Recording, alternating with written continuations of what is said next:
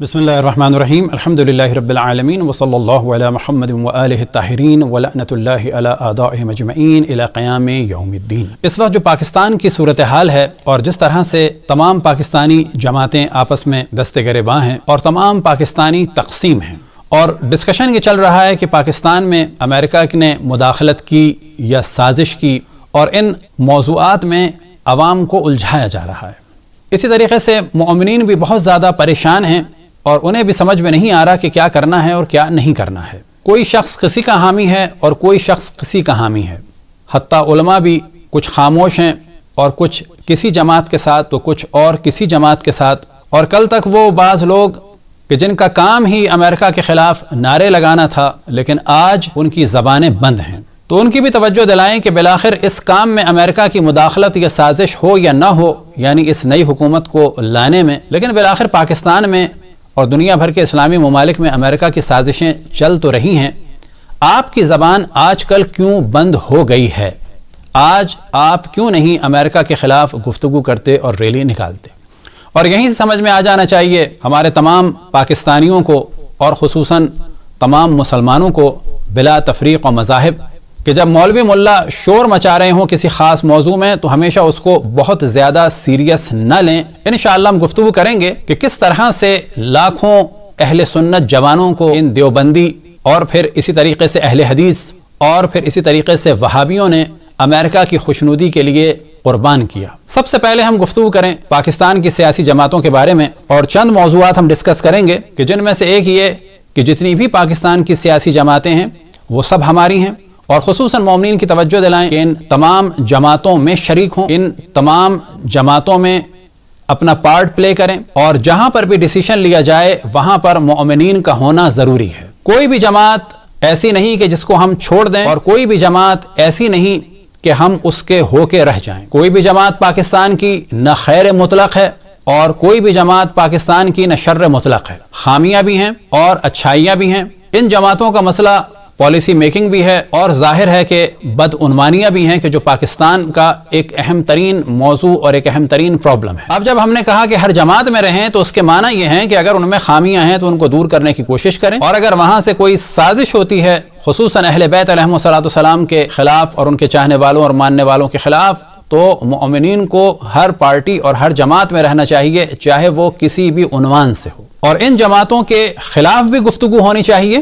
علمی طریقے سے، اور فیور میں بھی گفتگو ہو علمی طریقے سے۔ اور یہ ذمہ داری ہے میڈیا اینکرز اور پرسن کی کہ حامی اور مخالف دونوں کو بلائیں، اور ان جماعتوں کے بارے میں چاہے کوئی بھی جماعت ہو ایک علمی گفتگو ہونی چاہیے، تعریف بھی ہو اور تنقید بھی ہو۔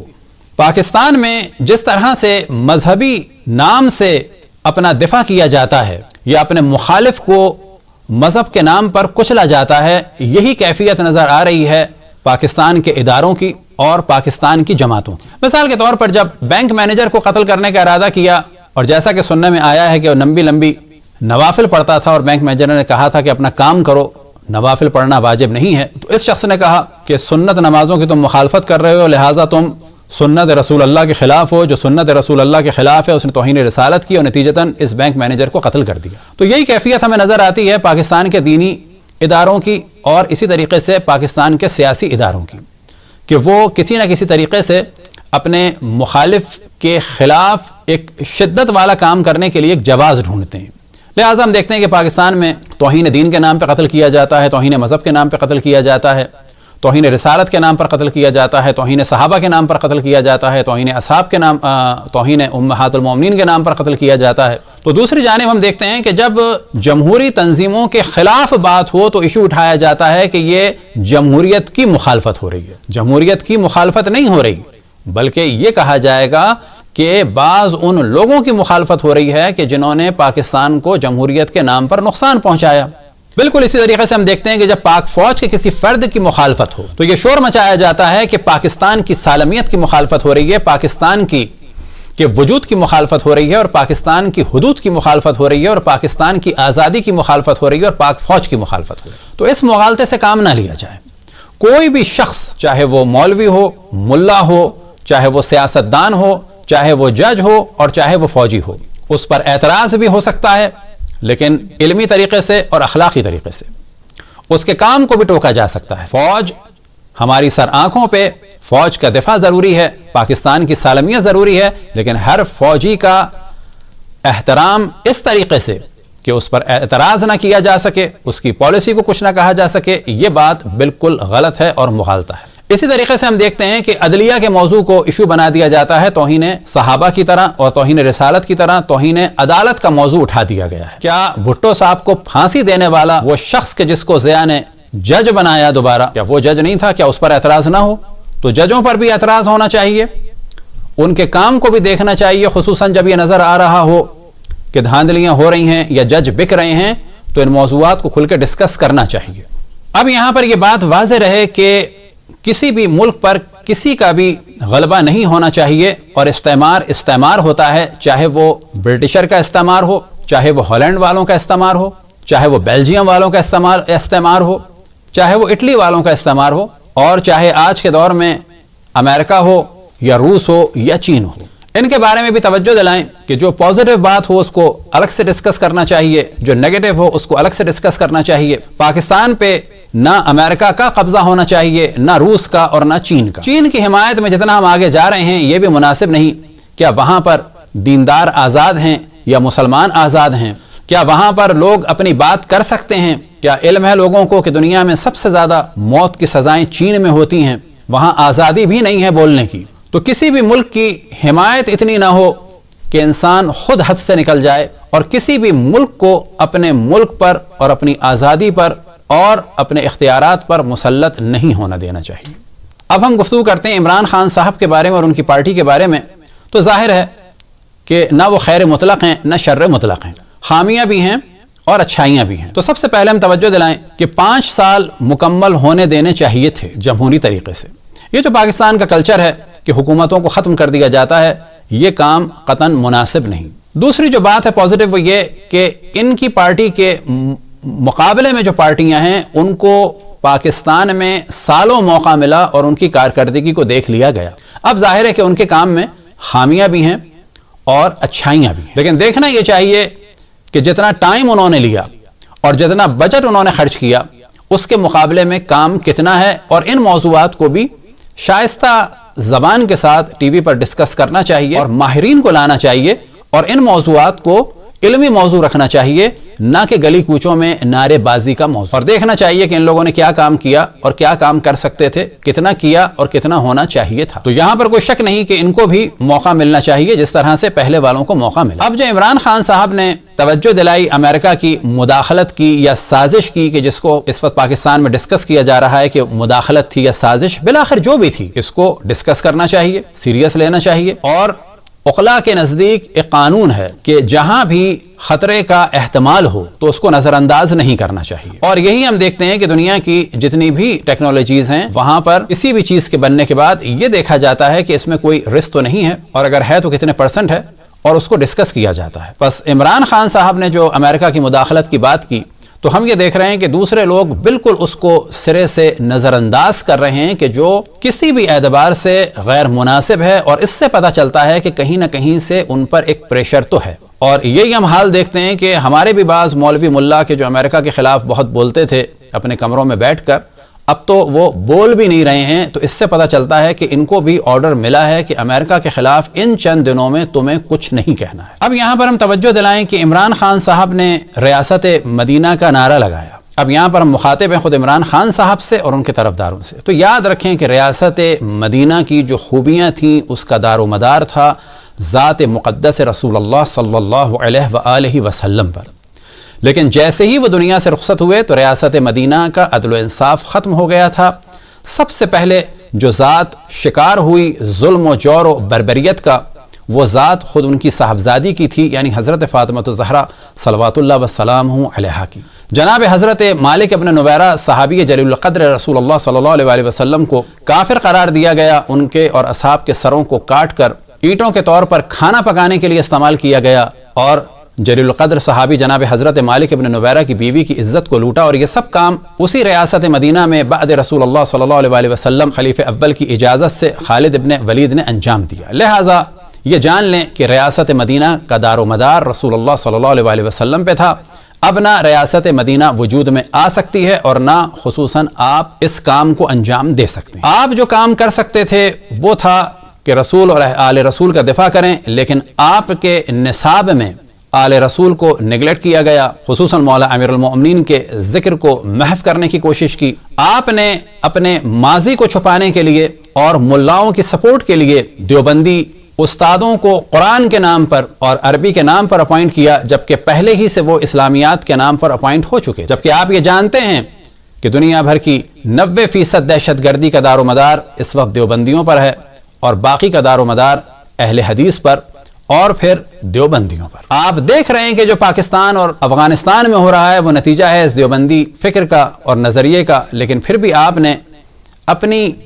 حمایت کے لیے اور ان لوگوں کو ساتھ میں لانے کے لیے ہمارے اعتبار سے پاکستان کی اگلی پوری نسل کو خطرے میں ڈال دیا، اور یکساں تعلیمی نظام کے نام پر اہل بیت علیہم الصلوۃ والسلام پر آپ نے بلا شک ظلم کیا۔ اب یہاں پر جو بھی افراد عمران خان صاحب کے ساتھ ہیں وہ بے شک ساتھ رہیں، لیکن ان سے حقوق اہل بیت علیہم الصلوۃ والسلام کا تقاضا کریں اور اس چیز پر معاملہ نہ ہونے، اور اگر کسی اور جماعت کے ساتھ ہوں تو وہاں پر بھی جو سب سے پہلے ہماری ذمہ داری ہے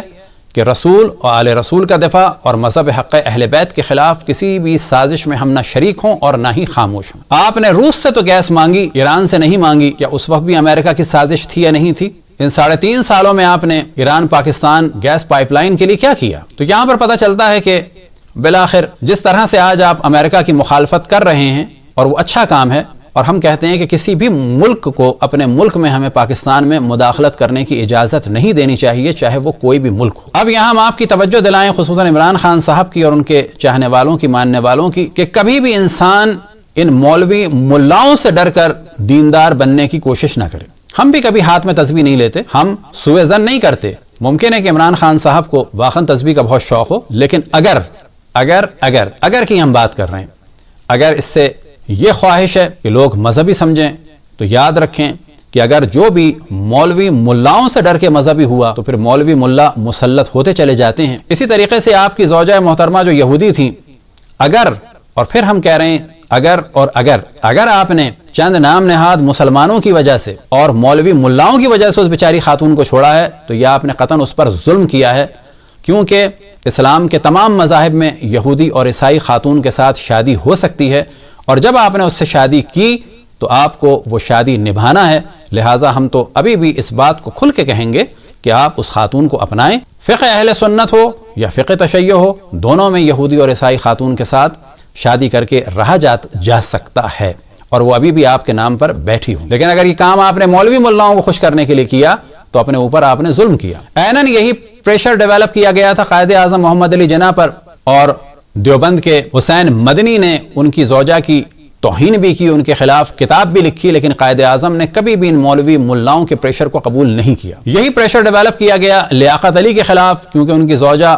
جیسا کہ مشہور ہے کہ ہندو سے مسلمان ہوئی تھیں، جبکہ یہ غلط ہے، بلکہ وہ برہمن تھیں، اور برہمن سے ان کے والد عیسائی ہوئے تھے اور یہ لوگ عیسائی سے مسلمان ہوئے، لیکن ان پر ایک پریشر ڈیولپ کیا گیا اور لیاقت علی کو بھی مجبور کیا شبیر احمد عثمانی نے قائد اعظم کی نماز جنازہ سے روکنے کے لیے اور اپنے مقاصد کو پورا کرنے کے لیے اور قرارداد مقاصد کو پاس کرانے کے لیے بیوی کا سہارا لیا، اور لیاقت علی اپنی صفائی اور ایمان کو ثابت کرنے کے لیے ان مولوی ملاؤں کے ہاتھوں بلیک میل ہوتے رہے۔ لہٰذا آپ بھی اپنے ماضی کو چھپانے کے لیے کبھی بھی نام نہاد بعض سو کالڈ مسلمانوں سے، چاہے وہ شیعہ ہوں چاہے وہ سنی ہوں، اور خصوصاً ملاؤں سے کبھی نہ ڈریں۔ کھل کے کہیں کہ ہاں یہ کام میں نے کیا اور میرے اور اس کام کے درمیان اللہ ہے اور میں اللہ سے معافی مانگتا ہوں۔ لیکن ان مولوی ملاؤں کو اگر آپ نے مسلط کیا تو یاد رکھیں کہ جو حال اس وقت افغانستان کا ہے وہی حال پاکستان کا ہوگا۔ اب ہم یہاں توجہ دلائیں ان مومنین کی کہ جو عمران خان صاحب کی حمایت میں حد سے بڑھ گئے۔ ایک بچی کہ جو بلاخر ایک کم سن بچی ہے، اور ان کا کلپ ہم نے بھی دیکھا، دعا ہے کہ خداوند تبارک و تعالیٰ ان کی توفیقات میں اضافہ فرمائے، اور بلا شک وہ خدا رسول اور اہل بیت علیہم السلام کی چاہنے والی اور ماننے والی اور امام زمان علیہ السلام کے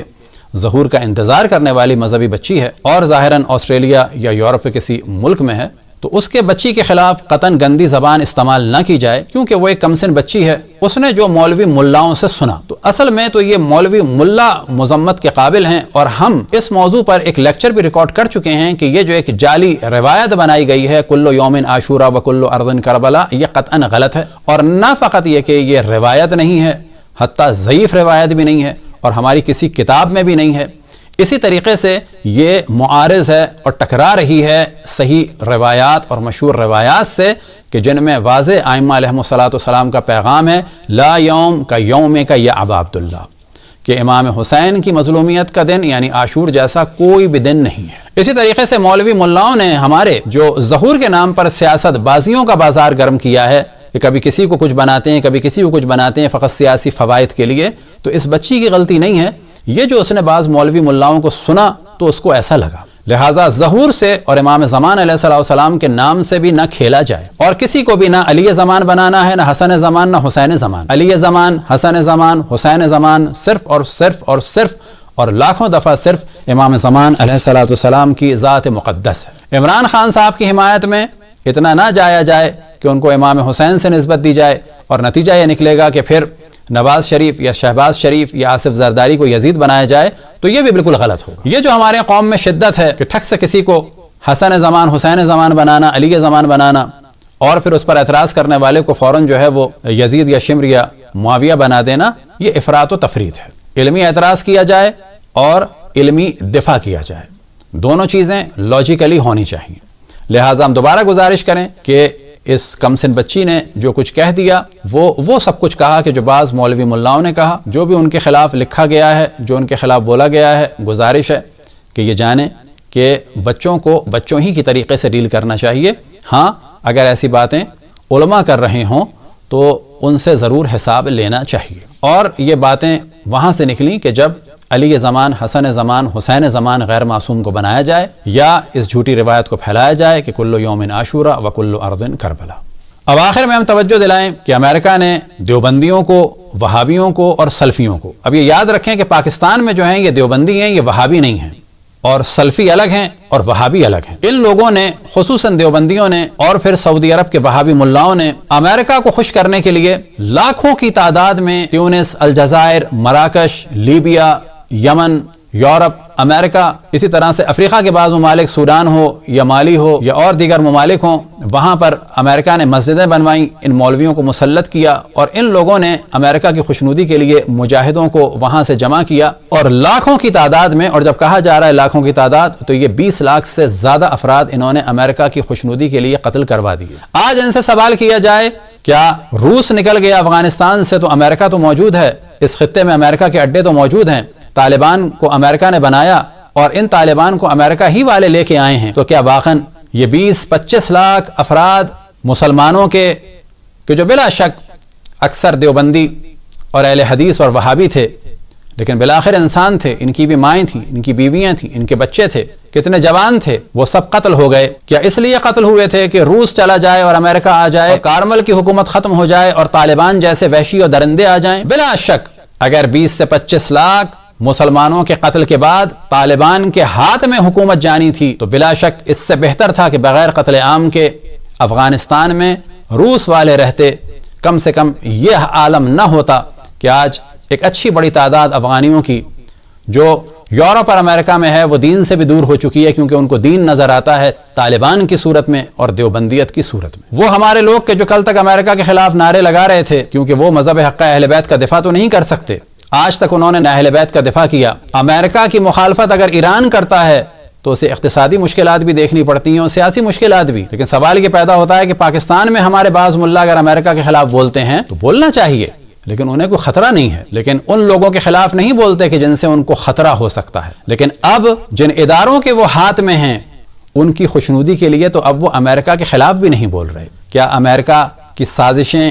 عالم اسلام کے جو خلاف تھیں ختم ہو گئیں؟ کیا امریکہ کی وہ سازشیں جو ایران کے خلاف تھیں وہ ختم ہو گئیں؟ آج کیوں نہیں امریکہ کے خلاف گفتگو کی جا رہی؟ تو یہاں سے پتہ چلتا ہے کہ یہ افراد جو ملت میں افتراق اور اختلاف کا سبب تھے اور مذہب حق اہل بیت پر عقیدتی حملے کر رہے تھے، در حقیقت یہ خود دشمن کے ایجنٹ ہیں اور بزدل ترین لوگ ہیں۔ آج ان کی زبان سے امریکہ کے خلاف ایک جملہ بھی نہیں نکلتا۔ دعا ہے کہ خداوند تبارک و تعالی مملکت خداداد پاکستان کی حفاظت فرمائے، اور جتنی سیاسی تنظیمیں ہیں انہیں یہ سمجھنے کی توفیق عطا فرمائے کہ پاکستان میں اگر ایک شخص بھی بھوکا رہتا ہے، پاکستان کے اسپتالوں کے اگر حالات خراب ہیں، پاکستان میں اگر کوئی شخص آپ کی نااہلی کی وجہ سے مر جاتا ہے، یا حتیٰ اگر بجلی نہ ہونے کی وجہ سے کوئی اسپتال میں مر جائے، یا کم از کم یہ تصور کریں کسی کی رات کو آنکھ کھل جائے، ان سب چیزوں کا حساب آپ تمام حاکموں کو دینا ہوگا۔ اگر کہیں روڈ خراب ہے اور کوئی ایکسیڈنٹ ہوتا ہے، اس کا حساب بھی آپ کو دینا ہوگا۔ تو پاکستان کی جتنی بھی سیاسی تنظیمیں ہیں، جتنے بھی ان کے قائدین ہیں، جان لیں کہ عنقریب دنیا سے جانا ہے، اور خداوند تبارک و تعالیٰ کی بارگاہ میں ایک ایک چیز کا حساب ہوگا۔ عام افراد سے فقط ان کے بارے میں حساب ہوگا، لیکن آپ حاکموں سے پوری قوم کا، ان کے سونے کا، ان کے جاگنے کا، ان کے کھانے کا، ان کے پینے کا، ان کے علاج کا، ان کے معالجے کا، ان کی پڑھائی کا، ان کی لکھائی کا، اور ہزار چیزوں کے بارے میں سوال ہوگا۔ دنیا مختصر ہے، آپ سب کی عمریں بھی 60 سے اوپر جا چکی ہیں۔ آپ اپنے آپ کو کتنا بھی دھوکہ دے لیں، لیکن یاد رکھیں آپ اپنے آپ کو 1 سال، 10 سال، 20 سال، 40 سال کا دھوکہ دے دیں، لیکن اپنے آپ کو 100 سال کا یا مزید 60 سال کا دھوکہ نہ دیں۔ عنقریب عمریں ختم ہونے والی ہیں۔ یہی ہماری گزارش ہے عمران خان صاحب سے، یہی گزارش ہے آصف علی زرداری صاحب سے، یہی گزارش ہے نواز شریف صاحب اور شہباز شریف صاحب سے اور باقی سیاستدانوں سے کہ عنقریب دنیا سے جانا ہے، ہاتھ خالی ہوں گے، اور آپ لوگ اللہ سبحانہ و تعالیٰ کی بارگاہ میں کھڑے ہوں گے، اور ان تمام انسانوں کا حساب دینا ہوگا کہ جو آپ کی پالیسیوں کی وجہ سے پریشان ہوئے یا دنیا سے رخصت ہوئے۔ وصلی اللہ علی محمد و آلہ الطاہرین۔